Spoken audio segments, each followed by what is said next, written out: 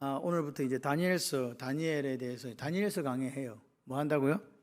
다니엘서는 우리가 이제 이스라엘 사람들은 역사서라고 이야기를 하고 우리는 예언서라고 이야기를 해요. 그래서 약간의 차이가 있습니다. 차이가 있는데 뭐 어쨌든 우리가 이 다니엘서도 실제적으로 6장까지는 다니엘이 어떻게 포로 생활을 했는가, 거기서 어떻게 신앙생활을 했는가, 그리고 어떻게 승리했는가를 이야기해줘요. 그리고 7장부터 마지막 12장까지가 우리가 보는 환상, 그죠? 환상 부분에 대해서 이제 담고 있습니다. 그래서 이 다니엘서를 읽으면서 제가 요한계시록을 강의하기 전에 이걸 먼저 하고 요한계시록을 하려고 해요. 그래서 여러분들이 은혜가 되시기를 바랍니다. 중요한 거는 뭐냐? 같이 해봐요. 하나님의 은혜를 깨닫자. 제가 오늘 아침에 우연히 어떤 선교사님의 그 간증이겠죠. 그걸 이렇게 봤어요. 그래서 선교사님이 어떤 분이냐니까 서울대학을 나오고 서울대 의대를 나와가지고 우리나라 간담체 쪽에 유명한 의사였는데 쓰러져가지고 이렇게 보니까 젊은 나이에 파킨슨 병이었어요. 그래서 지금 뭐 하고 있느냐? 지금은 에티오피아의 선교사로 거기서 이제 활동을 이렇게 하고 있더라고요.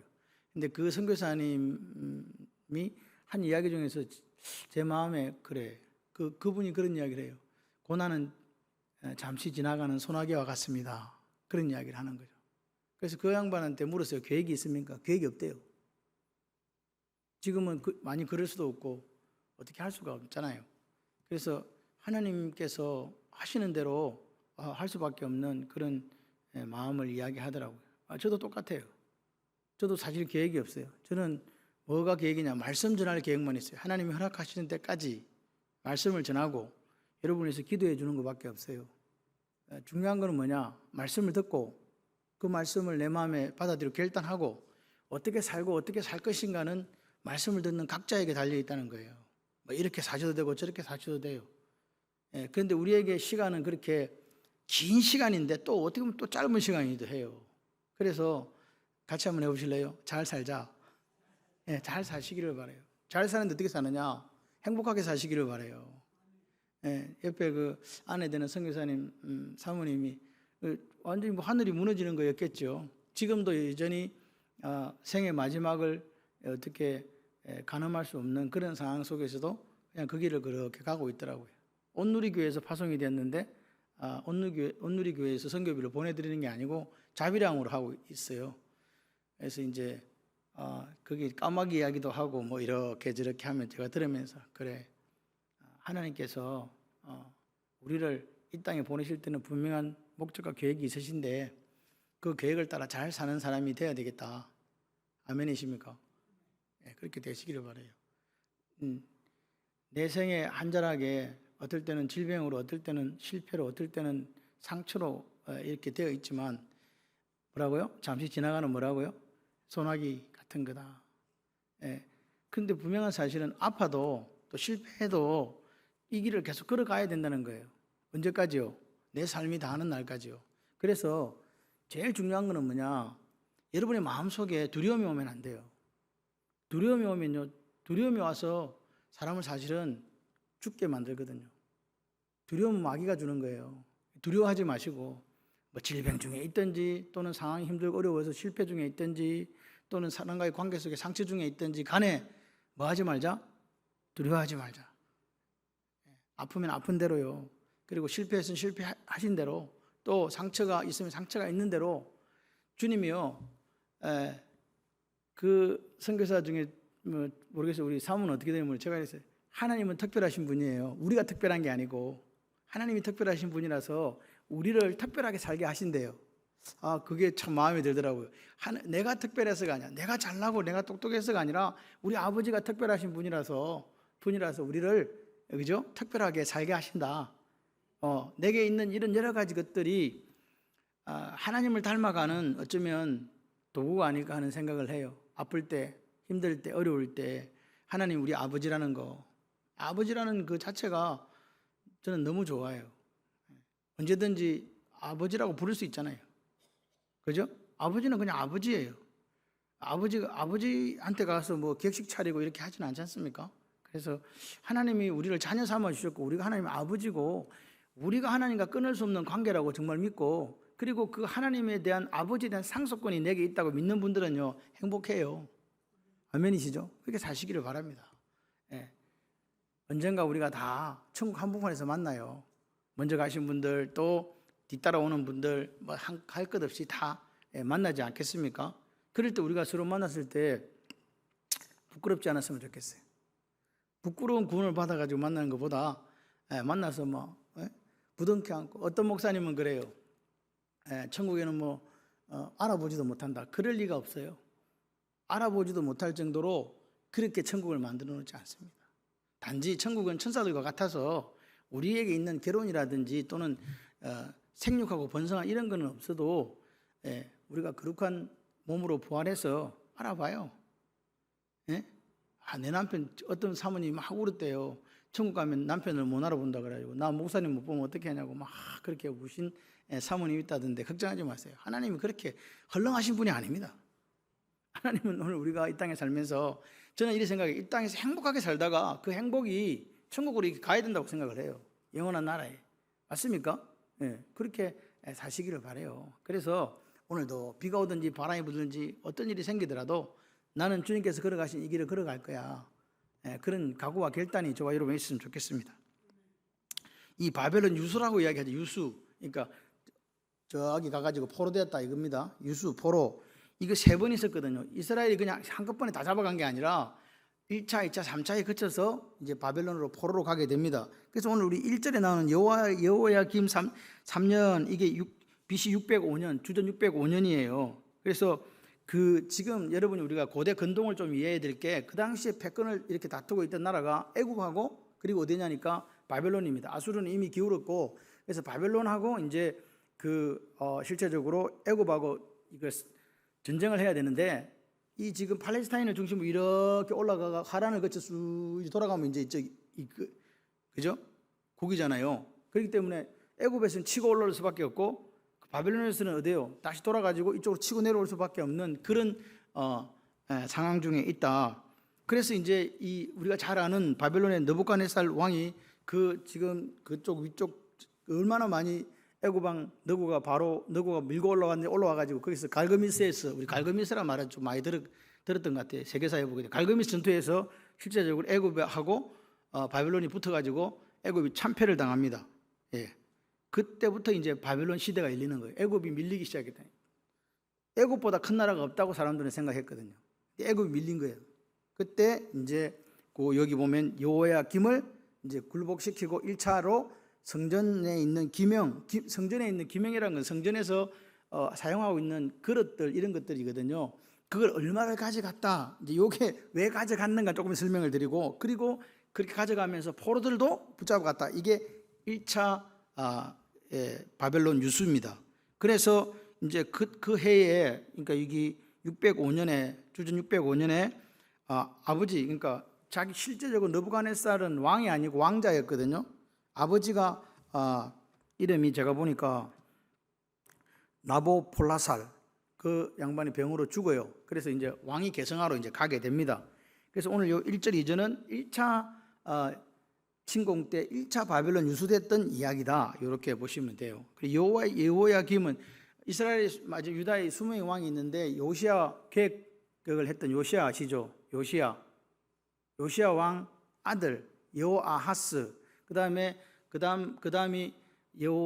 여호야김 그다음 여호야긴 그다음에 시드기야 이렇게 밑에 4명의 왕이 더 있어요. 그러니까 한 25년 어간에 나라가 망한 거예요.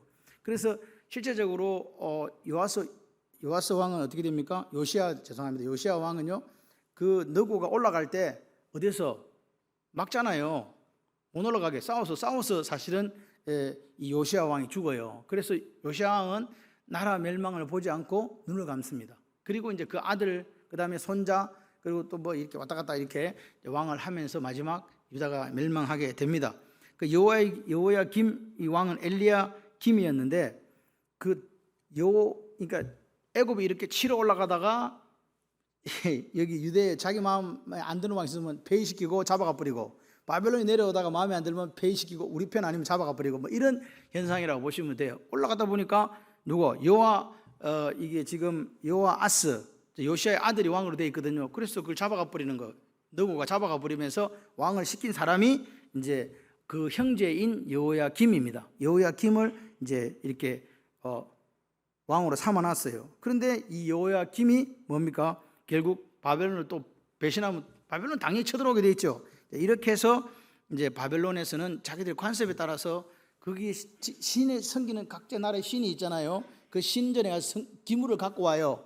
왜 갖고 오냐 하니까 내가 섬기는 벨 신이 마르둑 신이 너희보다 훨씬 뛰어나다. 그래서 그걸 가지고 어디다 갖다 놓느냐? 자기들 신전에 갖다 놓는 거예요. 그러니까 그 당시에는 그랬다고요. 전쟁에서 이기는 나라 신이 센 신이요. 그래서 그 센 신한테 그쪽에 있는 그 기명들을 들고 와서 갖다 놓는 거라 이 말입니다. 그게 보편적인 관습이었어요. 우월하다. 우리 신이 훨씬, 내가 믿는 신이 훨씬 우월하다. 그럼 이스라엘 지금 유대 사람들의 마음에는 어떤 생각이 들겠어요? 지금 얼마나 마음에 참담하겠어요. 우리가 믿는 여호와 하나님이 제일 큰 신인 줄 알았는데 전쟁에 지고 포로돼 가고 성전 기명도 뺏기고 이런 일이 지금 생겼습니다. 그래서 첫 번째 이 지금 605년에 바벨론 유수될 때 잡혀간 사람 중에 누가 있냐? 오늘 여기 보니까 이게 바벨론 다니엘과 세 친구들이 있더라. 이해되시죠? 1차, 3차까지 잡혀갑니다. 3차는 멸망이에요. 2차, 3차가 있는데 1차 때 이제 다니엘하고 세 친구들이 잡혀갔는데 여기 성경을 보게 되면 이스라엘 자손 중에 왕족, 귀족 몇 사람, 그러니까 쉽게 말해 다니엘과 세 친구 이런 사람들은 어디에 속한다고요? 왕족, 귀족의 자제란 말입니다. 자제라 이 말이에요. 그러니까 그 말은 무슨 말이냐? 밑에 흠이 없고 아름답고 모든 재주 통달하고 지식 구비했고 학문에 익숙하고 왕궁에서 일식기 먹을 만한 소년들을 잡아온나 그랬어요. 그러니까 이 애들은 똑똑한 애들이다, 못 똑똑한 애들이다. 아주 똑똑한 애들이라는 거예요. 자기 이스라엘에 있으면 자기 지도자감이다 그 말입니다. 그런 아이들을 잡아오는데 이 표현을 우리말로 하면 다음 세대를 책임질 나이 어린 인재들. 두 번째는 본문에서 이 아이들은 몇 살이냐, 그러니까 13살에서 14살 정도를 이야기하는 거죠. 그리고 두 번째는 주전 597년에 느부갓네살이 이 팔레스타인 원정 오다가 또 한 번 이렇게 침공을 하게 됩니다. 침공하는 이유는 바벨론을 섬기다가 배신하니까 오는 거예요. 딴 게 없어요. 그래가지고 두 번째는 누구 잡아가느냐? 여호야긴, 김이 길다. 긴을 또 잡아갑니다. 그리고 그때 느부갓네살이 10,000명의 포로를 잡아가고 그 당시에 이제 여호야긴 왕도 잡혀가고 젊은 예언자 에스겔도 같이 잡혀갑니다. 두 번째 2차 침공 때 물론 여호야김도 잡혀갔습니다. 1차 때 벌써 잡혀가는 거죠. 그리고 세 번째 침공은 언제냐? 마지막 20번째 왕인 시드기야가 반란을 일으켜서 이제 다시 느부갓네살이 오는 거예요. 그때는 완전히 BC 주전 586년에 남유다가 멸망하게 됩니다. 가만두지 않고 3년 동안 에워싸고 있었습니다. 여러분 성지순례를 가보신 분은 알겠지만 예루살렘이라는 데는요 산이거든요. 사실 높은 산지에 있어요. 그걸 3년을 딱 이렇게 에워싸면 뭐가 문제입니까? 제일 문제가 물은 어떻게 해도 뭐 히스기야가 파가지고 물이 온다고 치더라도 독약 안 뿌리면 먹을 수 있다 하더라도 뭐가 없어요. 지금 식량이 없어요. 식량이 대참극이 일어나는 겁니다. 그 식량 없으면 뭐 뻔하지 않습니까? 그렇게 해서 기근에 휩싸인 백성들이 스스로 무너지는 거죠. 그리고 그 두 아들은요 얼마나 느부갓네살이 화가 났냐니까 시드기야가 도망가는데 잡으러 가잖아요. 잡아가지고 시드기야가 맨 마지막 뭘 보는지 아십니까? 자기 두 아들을 죽는 걸 봐요. 보는 앞에 아들들을 죽여버려요. 왕자들을 죽이고 그리고 느부갓네살이 두 눈을 뽑아버려요. 그러니까 내 인생의 마지막이 뭐라고요? 내 두 아들이 죽는 걸 보고 시드기야는 눈이 뽑힌 채로 바벨론으로 잡혀가는 그게 이제 마지막. 그때 완전히 성전은 회파되고 그리고 유다는 멸망하게 됐다는 게 3차 BC 그러니까 주전 586년의 이야기입니다. 이게 지금 1, 2, 3차의 바벨론 유수라고 그래요. 그리고 나서 이제 오늘 요 이야기를 좀 이렇게 해보고 마칠까 해요. 그러니까 지금 유대인들은요 완전히 혼란에 빠졌어요. 나라가 물론 저 북이스라엘은 하나님을 잘 안 믿었으니까 망한다 치자. 그럼 우리는 좀 나은데 왜 망하냐 이 말입니다. 그리고 이스라엘 사람들의 생각이 뭐냐? 유대인들이 성전에 누가 계세요? 자기들이 조상으로부터 배운 게 있잖아요. 하나님이 계시잖아요. 하나님이 계신 곳은 절대로 안 망한다고 생각한 거예요. 그래서 우리나라는 망할 리가 없어. 하나님이 도와주시니까 우리나라는 튼튼하고 부강한 나라가 될 거야. 예? 그렇게 생각한 거란 말입니다. 그런데 그 신앙이 여지없이 무너진 사건이 바로 586년, 주전 586년에 성전이 완전히 무너져 버리고 예루살렘이 함락당하고 이스라엘이 멸망당해 버렸다는 거예요. 그래서 그 사람들 머릿속에 무슨 생각이 들겠어요? 이런 의문이 드는 거예요. 하나님은 살아계신가?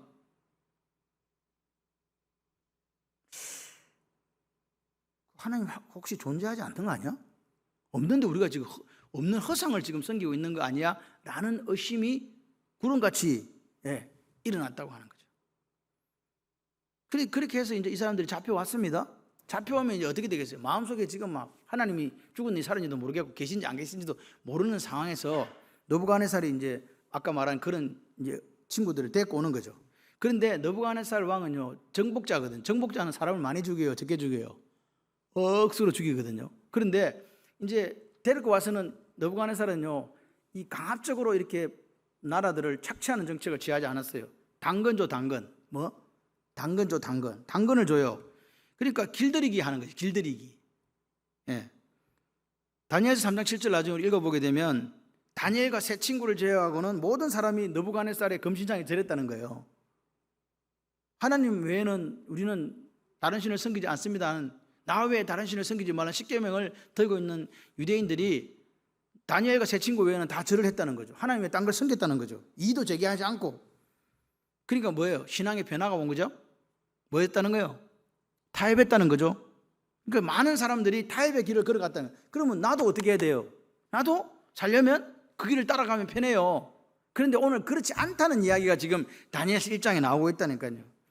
오늘 느부갓네살은요, 이 왕은요, 내가 그렇게 많은 피를 흘렸지만 사람들에게 나는 원래 그런 사람이 아니었어 라고 하는 걸 보여주고 싶었다는 거죠. 그래서 힘으로 이렇게 압제하는 정책을 치지 않고 두 가지 면에서 유대인들을 자기 사람 만드는 전략을 폈어요. 그러니까 어떻게 보면 느부갓네살 왕은 똑똑한 왕이에요.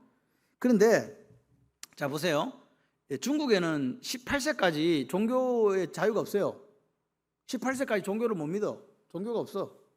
그래서 선교사들이 학교를 세우는 이유가 그거예요. 중국에는 18세까지는 종교를 선택할 수 있는 그게 없다니까요. 성인이 돼야 종교를 하든지 안 하든지 모르겠는데, 그러니까 이 초중고에는 그런 게 없다는 거죠. 가르칠 수가 없어요. 그러니 큰일 나는 거지. 근데 여기 보세요. 이 아이들이 지금 왕족과 귀족이고 몇 살? 13살, 14살이거든요. 왕족, 귀족이란 말은 잘 살았다, 못 살았다? 잘 살았죠? 13살, 14살이면요. 이 아이들은요, 신앙관이 정립되기 전이라는 거예요. 지금 초등학교 6학년 정도 되는 나이잖아요. 이런 아이들이 신앙관이 딱 나는 예수 아니면 죽어. 뭐 이런 애가 어디 있냐고요. 그냥 뭐 엄마 아빠 다니니까 같이 가고 뭐 왔다 갔다 하고 그런 시기다 이 말입니다. 그래서 느부갓네살 왕이 좋은 거 주고 잘 먹여주고 잘 입혀주고 하면 애들이 와 느부갓네살 왕 따봉 최고 뭐 이렇게 하면 따라갈 가능성이 아주 많은 아이들이다. 환경만 딱 그렇게 되면 길들일 수 있는 아주 쉽게. 그렇기 때문에 소년들을 데리고 오라 한 거예요. 각 나라마다 사실은. 그죠? 똑똑한 아이들을 데려와가지고 뭐 시켜갖고 세뇌시켜가지고 자기 사람 만들면 얼마나 열심히 일하겠어요. 그리고 그 당시에 제일 큰 나라가 애굽은 갈그미스 전투 이후로 더 이상 이제 제국으로서 역할을 못해요. 완전히 박살나 버렸어. 그냥 가만히 있는 거야. 그 대신에 가만히 있으면서도 왜 그런 거 있잖아요.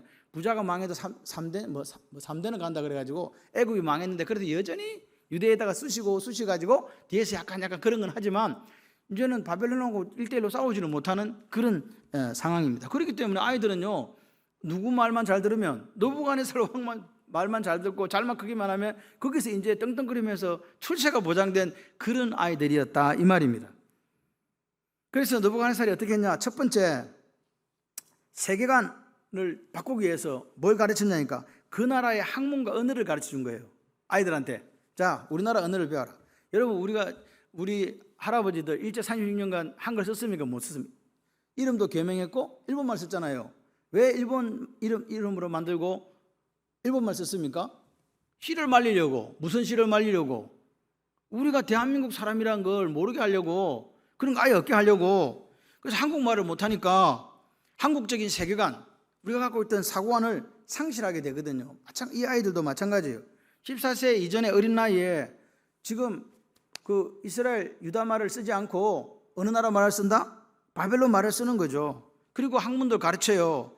그러니까 가르치는 교사들에 따라서, 우리나라도 마찬가지 아닙니까? 교사가 어떤 사람에 따라서 아이들의 성향이 달라지잖아요. 제가 어릴 때는 공산당이 싫어요. 그게 우리 학교에 사자 한 마리, 호랑이 한 마리, 이승복 이렇게 서 있었어요. 기억나요? 지금 그런 거 하나도 없지. 그래가지고 있었어요. 그러니까 우리는요, 우리 기본적으로는 반공에 대해서 상당히 이렇게 익숙한 사람들이에요.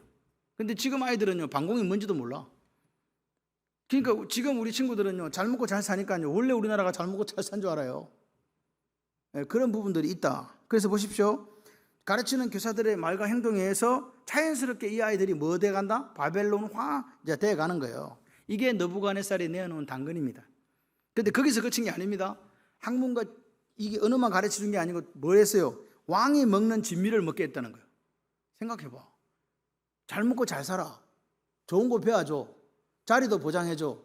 이거 안 따라갈 사람이 있습니까? 그러니까 뭐 이게 뭐 옛날에 이게 뭐 우상하게 바치는 이게 중요한 게 아니고, 어쨌든 뭐 그냥 아이들은 자신들에게 좋은 거 먹여주고 좋은 옷 입혀주고, 그죠? 이런 상황입니다. 그리고 쾌적한 교육 환경을 만들어 주시는 거예요. 그러니까 느부갓네살이 얼마나, 와, 저 사람 멋있는 사람이네. 야, 우리나라에 와서 그랬다더만, 아, 말하고 달라. 우리한테 이렇게 잘해주는 걸 얼마나 감사했겠습니까? 여러분, 13, 14세 소년들, 지금 초등학교 5, 6학년들에게 가장 중요한 게 뭐겠습니까? 편하게 해주고 잘 먹게 해주고, 그거 왜 자기도 하고 싶은데 해주고, 얼마나 좋아요. 그거밖에 없잖아요. 3년 동안 이렇게 했다는 거예요. 지금 초등학교 졸업할 쯤 애를 데리고 와가지고 중학교 졸업할 때까지 그렇게 먹이고 학문 가르치고, 뭐 말도 가르쳐주고 여러 가지 편의를 제공했다 이 말입니다. 얼마나 아이들이요 쏙쏙쏙 바벨론화 됐겠어요. 아, 여기 우리가 잘만 하면 이제 완전히 막, 이제 이미 보니까 어디요? 저기 이스라엘은 이제 망해가거든요. 이제 더 이상 소송될 것 같지 않아. 그래서 야, 여기 있으면 내가 한평생 잘 먹고 잘 살겠다 이런 생각이 들겠습니까? 안 들겠습니까? 그런데 또 한 가지가 있습니다. 결정타가 있습니다. 아까 이야기한 것처럼 이름을 바꿨어요. 이름을 바꿨다. 이름을 우리가 매일 부르잖아요. 해나야. 근데 내 이름을 내가 들어요. 남들도 나를 부르고 나도 네 이름 뭔데? 저 김해나입니다. 이렇게 얘기하잖아요. 그래서 그러면 엄마 아빠가 지을 때 그 뜻을 아이한테 분명히 이야기해 주거든요. 그렇잖아요. 자기 이름들 지금 다 불러보면 내 이름에 뜻이 있잖아요. 없을 수가 없어. 그래서 다니엘은 하나님이 심판하신다 이런 뜻이에요. 심판. 하나님이 심판하신다. 근데 다니엘 이름을 벨드사살로, 벨이 신 이름이거든. 그들이 최고의 신으로 섬기는 게 마르둑과 벨인데, 벨은 벨이여 생명을 보존하소서 그런 뜻이에요. 벨드사살이. 하나님이 심판하신다는 이름은 아이를 데려다가 내 이름은 벨드사살이야. 그러면 맨날 벨드사살 그러면 벨이 내 생명을 보존해 주는구나. 벨이여 내 생명을 보존해 주세요. 벨이여 내 생명. 이렇게 지금 자꾸 되뇌이는 거예요. 하나냐는요, 하나님은 자비로우시다 뜻이거든요. 근데 사드락으로 됐어요. 사드락은 뭐냐? 이 마르둑의 오용으로 무슨 말입니까? 태양신에게서 배운다 그런 뜻이죠. 사드락, 태양신에게서 배운다. 난 태양신을 믿는다. 태양신한테 배운다. 매일 이렇게 되뇌이고 있는 거예요. 미사엘은 뭐냐? 하나님 같은 분이 없다. 하나님 같은 분은 누구인가? 근데 메삭으로 바꾸죠. 메삭은 뭐냐? 정욕의 신 아쿠신 같은 분이 없다. 정욕의 신 아쿠신과 같은 분이 없다. 그러니까 지금 뭐예요? 하나님 같은 분이 없다 그랬는데 정욕의 신을 지금 이 정욕의 신이 최고다라고 이야기하고 있는 거예요. 지금 메삭 부르면요 딱딱딱 머리속에 들어요. 마지막 아샤라는 하나님께서 도우신다는 뜻이거든요. 근데 아벤느고는요, 이 느고가 달신을 느고라 그랬어요. 그러니까 달신의 종이라는 게 아벤느고예요. 하나님이 도와줘 살아가는 사람이 누구? 달신의 종으로, 느고의 종으로 살아가는 게 아벤느고라고요. 날마다 그 이름을 부르면서 무슨 생각을 했겠냐고요. 이름 딱 부르면요 머릿속에 세뇌가 돼요. 나는 달신의 종이야. 벨이 우리 생명을 보존해줘. 맞습니까? 그렇습니다. 태양신이 우리를 가르쳐주는 분이지. 그래, 나는 아쿠신을 믿어. 뭐 이런 식으로 되는 거예요. 계속 이름 부를 때마다. 그래서 날마다 벨이여 벨신이여 내 생명을 보존해 주세요. 그러면서 살았다. 이름 중에 신앙을 고백하게 된다. 그래서 이름을 바꿔준 거라 이 말입니다. 이게 무슨 말이냐? 이제 그리스도인에서 정체성을 잃어버리는 거잖아요. 이름도 바뀌었죠. 학문과 문화를 배우잖아요. 그죠? 그리고 그 산의 진미를 먹잖아요. 완전히 이제 이 아이들이 이제 하나님 나라와 예수 그리스도의 복음을 위한 사람이 아니라 느부갓네살을 위해 충성하는 사람으로 살 수밖에 없는 환경이 조성되어지고 있다. 이게 고난이라고요. 이게 지금 이 하나님의 백성들에게 있어 고난의 시작이라고. 우리가 직장에 나가서 우리를 먹여 살리는 돈도 주잖아요. 돈도 받잖아요. 그런데 우리가 어떻게 지금 변해가고 있는가 한번 보자고요. 이제 이 아이들의 고난은요, 막 육체를 막 때리고 막 뭐 아프게 이런 게 아니었습니다. 뭐라고요? 오히려 더 잘해주고 잘 먹이고, 그죠? 그렇게 그러니까 이게 얼마나 교묘하게 이 아이들을 세뇌시켜 갔는가를 보여줍니다. 근데 중요한 사실은요, 내가 그리스도인인지 모르고 나는 뭐 그리스도인으로 안 살아도 돼 하는 사람들은 아무 문제가 없어요. 오히려 좋지 뭐. 나라는 망해가고 있고, 내가 뭐 입신양명해야 되는데, 이름 내야 되는데, 뭐 우리나라는 코딱가리만 하고 줘서 막 그냥 바벨론 대제국에서 이름 내겠다. 얼마나 좋습니까? 사내로서. 그런 이제 상황이 되어가고 있습니다. 더 이상 이 유다 나라에는 소망을 둘 수 없다. 그리고 자기들은 어디냐? 유대에서 말리 타국에 있는 거예요 지금. 머나먼 바벨론에 사는데 뭐, 그죠? 그래서 그들에게 보이는 게 뭡니까? 다 바벨론 언어요, 바벨론 음식이요, 바벨론 학문이요. 그들 시키는 대로 그냥 서로 이름 부르면서 좋은 음식 먹고 열심히 공부만 하면 돼. 얼마나 좋아. 그러면 그냥 출세는 보장되어 있는 케이스다. 왜? 왕족과 귀족이었으니까. 그런데 이 당근의 이름이 뭔지 아십니까? 세상입니다. 세상. 큰 음녀인 세상이라고요. 오늘 우리가 지금 마지막 시대를 살아가요. 세상이 우리에게 주는 당근은요, 우리가 이게 당근인가 아닌가 모를 정도로 교묘합니다. 그렇지 않습니까? 요즘에는요, 진리가 없어요. 내가 생각하는 게 진리예요. 그렇지 않습니다. 내가 곧 길이요 진리요 생명이니 누구? 예수. 예수밖에 없어요. 여러분 이거 못 지키면 우리도 없고 다음 세대도 없어요. 기억하셔야 돼요. 여러분 공산주의는요, 유물론에서 나왔다는 사실 아십니까? 공산주의의 출발은 진화론입니다. 우리가 당신은 공산주의자입니까? 민주주의자입니까? 이런 거 묻지 마세요. 성도들은 다 창조론을 믿잖아요. 하나님이 천지를 창조했다고 믿잖아요. 창조론과 정반대로 가는 게 진화론이에요. 그러니까 그리스도인은 진화론자가 되면 안 된다는 이야기예요. 그리스도인은요, 영혼이 없는 유물로, 인간은 유물이기 때문에 유물이란 말은 물질로 구성됐다는 거예요. 그러니까 죽으면 그냥 아무나 죽여도 돼. 그런데 우리는 영혼과 육체로 되어 있는 하나님의 첼렘 형상을 가진 인간이라는 게 기독교예요. 여러분 이거 구분 안 되면요, 교회 안에 있으면서도 딴 생각하고 있을 수 있어요. 여러분 성경이 말하는 인간에 대해서 우리가 정확하게 이해해야 되지. 그것이 무슨 뭐 자유입니까? 뭐 공산주의 이런 이야기가 아니라니까요. 하나님이 말씀하시는 것에 대해서 우리가 그 본질에 대해서 아멘할 수 있는 사람이 그리스도인이에요. 우리는 그리스도의 것이잖아요. 아멘이십니까? 절대로 이거는 서로 양립할 수 없어요. 같이 갈 수도 없어요. 그래서 우리 앞에 많은 믿음의 선배들이 일제치하에서도 그렇고 공산치하에서도 그렇고 많은 사람들이 죽었습니다. 순교라는 이름 내릴 것도 없이 수많은 그리스도인들이 죽어갔습니다. 여러분 막스 레닌, 칼 막스가 주장한 그것을 받아들였던 게 구소련이거든요. 소련이 실제적으로 공산주의의 종주국이잖아요. 근데 소련은 어떻게 됐습니까? 망했어요. 지금 남아있는 거대한 나라가 공산주의라고 안 하고 사회주의라고 말하는 숨기고 있는 중국, 그리고 이 동남아시아에 있는 몇 개 나라, 그 다음에 우리 앞에 저쪽에 한강 이북에 올라가 보면 하나 있는 거 있잖아요. 그거는 공산주의도 아니에요. 그거는 공산주의라고 볼 수도 없어요. 그냥 우리나라 사람들은 제가 볼 때 너무 똑똑해요. 지가 알아서 하나 만들어. 좋은 대로. 네. 공산주의에도 없는 3대 세습 체제를 가지고 가는 게 저 북한이에요. 그래서 우리 쉽게 보면 안 됩니다. 우리는 북한 선교한다고 막 이렇게 이야기하잖아요. 북한 선교 됩니까? 여러분 평양에는요 여권이 있어야 들어가는데요. 우리가 돈을 보내잖아요. 그럼 시골에 있는 아이들한테 혜택이 안 돌아간다니까요. 북한 주민도 평양에 들어가려면 비자 갖고 들어가야 된다니까요. 다시 말해서 평양에 사는 사람은 특권층이에요. 원래 공산주의자는요 계급을 타파하는 거였잖아요. 프롤레타리아 부르주아 해가지고 둘이 나눠가지고 부르주아 박멸하고 프롤레타리아 세상을 만드는 게 공산주의예요. 근데 지금요 어디가 독재하고 있습니까? 계급이 없는 나라에서 공산당 일당 독재하고 있잖아요.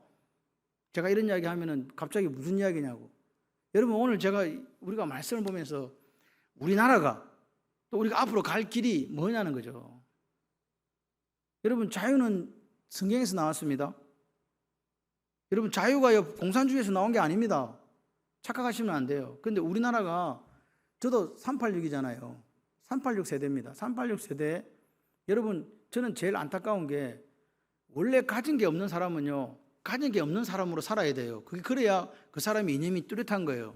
근데 가진 게 없는 사람들이 가진 게 많은 사람으로 변했어요. 그들이 그렇게 저주하던 부르주아가 됐다니까요. 이게 말이 됩니까? 그리고 우리나라가 제가 제일 좋았던 게 뭐냐, 가난해도 공부만 하면요, 그죠? 공부만 하면 이렇게 세상에 올라갈 수 있는 그런 사다리가 있었어요. 그래서 우리 엄마 아빠들이 공부시켰잖아요. 지금 공부한다고 변화가 됩니까? 잘못돼 가고 있다는 거죠. 그래서 자유민주주의가 뭔가 문제가 있으니까, 자본주의가 문제가 있으니까 수정자본주의가 된 거예요. 수정자본주의가 되면서 복지라든지 또는 힘 없는 사람들을 어떻게 하면 케어할 것인가 이렇게 약간씩 바뀌어가는 거예요. 근데 기본적인 사상은 어디서 오느냐? 자유민주주의예요. 자유롭게 경쟁하고 자유롭게 사랑하고 자유롭게 살아간다. 이게 하나님 우리에게 원하시는 거라고요. 그리스도 안에서 자유를 누리는 삶이 되시기를 바랍니다. 제가 왜 이 말씀을 드리냐? 우리가 말하지 않아도 교회는 하나님의 말씀을 지키고 그 말씀대로 살다가 그 말씀대로 죽어야 된다고 저는 생각을 해요. 여러분 그런 부분들을 잘 기억하시면서 우리가 이 사르르판을 걸어가듯이 이 예수 그리스도를 믿고 걸어가야 돼요. 여러분 지금 내가 누리는 것이 영원할 것이라고 착각하시면 안 됩니다. 하나님께서는 그것을 가지고 다시 내가 되돌려 받을 수 없는 그 사람에게 나누어주고 베풀어 주라고 말씀하셨잖아요. 주님이 이 땅에 오셔서 우리를 위해서 하신 게 뭐예요? 자기 생명, 그 생명까지도 우리를 위해서 십자가에 찢어가면서 죽어주신 거 아닙니까? 그 모욕을 당하고. 주님은 우리보다 훨씬 크신 분이에요. 우리가 생각하지 못하는 것 너머에까지도 생각하시고 계획하시는 분이라고 기억하시면서 우리가 조금 더 하나님 앞에 내가 하나님이 원하시는 삶을 어떻게 하면 살아갈까 여기에 좀 고민하시고 다른 그 쓸데없는 것들에 빠지지 마시기를 소원합니다. 오늘 이 큰 세상의 큰 엄려가 지금 느부갓네살이라는 왕을 통해서 이렇게 아이들을 당근이라는 걸 가지고 이렇게 세뇌시키려고 합니다. 그러면 우리는 두 가지를 생각할 수 있잖아요. 타협하고 당근을 먹느냐, 그죠? 또 한 가지는 철저하게 외면하고 도태되느냐. 이 두 가지밖에 없다라고 생각을 합니다. 그죠? 그런데 오늘 다니엘과 세 친구의 선택은 다르다는 것이 다음 시간에 여러분에게 전할 말씀입니다. 두 가지 길만 있는 게 아니라고, 둘 다 정답이 아니라고요. 다니엘과 세 친구가 어떤 결정을 하고 걸어가는가, 지금 이 고난의 시대를 살아가는 사람들에게 주는 승리의 소식이 있다. 그리고 그 다니엘과 세 친구가 했던 자기들 이름까지 계명당하면서 그렇게 베리어 우리 생명을 보존해 주세요, 그렇게 고백하며 살았던 그 친구들이 절대로 하나님을 외면하거나 부인하지 않았다. 여러분 오늘 우리 다음 세대가 이렇게 돼야 되지 않겠습니까? 우리 지금 자라는 아이들에게 여러분 뭘 도대체 심어주시려고요? 여러분은 도대체 무슨 꿈을 꾸고 살고 있습니까? 우리는 하루를 살아도 하나님께서 원하시는 그리스도인의 삶과 하나님 원하시는 그리스도의 삶의 방식을 따라가야 된다고 저는 생각합니다. 그 그리스도인의 삶과 방식을 누가 보여줬냐? 오늘 다니엘과 세 친구가 보여주는 거예요. 그래서 이제 다음 시간에 우리가 다니엘과 세 친구가 어떤 결정을 내렸고 어떻게 사는 것이 승리하는 그리스도인의 삶인가를 이제 함께 보게 될 것입니다. 하나님께서는 아마 이 다니엘서를 통해서 우리에게 승리의 기쁨과 또 이 어려운 시대, 이 고난의 시대를 이렇게 살아야 되겠다고 하는 그 결단을 요구하는 그런 시간들이 되지 않을까 생각합니다. 우리가 무슨 성경을 이렇게 보는 것은요, 특별한 것이 있는 건 아니에요. 사실은 이 속에서 다시 한번 우리가 점검하는 거죠. 우리가 새벽에 이렇게 기도하면서 느끼는 것은 뭐냐, 자꾸만 이 생각이 드는 거예요. 아버지, 나는 이거 원하는데, 아버지, 교회가 좀 더 부흥되기를 원하고, 참 이런 것들을 우리가 하나님 앞에 해나가야 되는 교회가 된다라고 생각하는데 너무 부족하고, 그래서 부흥되기를 원하고, 그런 소원을 이렇게 막 아버지께 아뢰요. 근데 한참 이렇게 기도하다가 보면 또 내 마음에 오는 게 있어요. 이게 내 뜻이냐, 이게 아버지의 뜻이냐. 주님은 그 고난의 잔을 지나가게 해주세요. 그렇게 하시다가 아버지 내 원대로 마시고 아버지 뜻대로 해주길 원합니다 하고 기도를 끝맺었는데, 그럼 나는 도대체 어떤 기도를 끝맺고 있는가. 그 생각을 오늘 새벽에 또 이렇게 혼자 기도하며 생각을 했어요. 제가 아무리 부흥을 갈망하고 소원해도 하나님이 허락하시면 안 되는 거잖아요. 또 여러분이 이 세상에 성공하고 또 오래 살기를 원하고 건강하기를 원해도 그것이 안 될 때 있잖아요. 그럴 때 우리는 어떻게 할 건가 하는 문제에 대해서 또 생각하게 되었습니다. 여기 나중에 보면 글이 아실지라도 라는 말이 나오지만, 오늘 우리는요, 하나님의 절대 주권을 인정해야 돼요. 믿어야 돼요. 그래서 걱정하지 마시고, 하나님은 보이지 않는 것 너머에 계시는 그 하나님은 분명한 나에 대한 계획과 나에 대한 경륜을 갖고 계시다라는 것을 믿으시기를 바라요. 우리 자녀들을 키울 때도 마찬가지입니다. 우리는 언젠가 떠나게 됩니다. 그게 언젠지 알 수는 없으나 언젠가는 떠나게 되잖아요. 그럴 때 자녀들이 이 땅에 살아갈 때 그들이 홀로 스스로 살아가게 되는데, 그때도 여전히 여호와의 이름을 부르면서 여호와가 심판자이시라고 말씀하면서 그렇게 고백하며 살아갈 수 있을까라는 그 고민이 오늘 우리에게 있어야 되지 않겠습니까?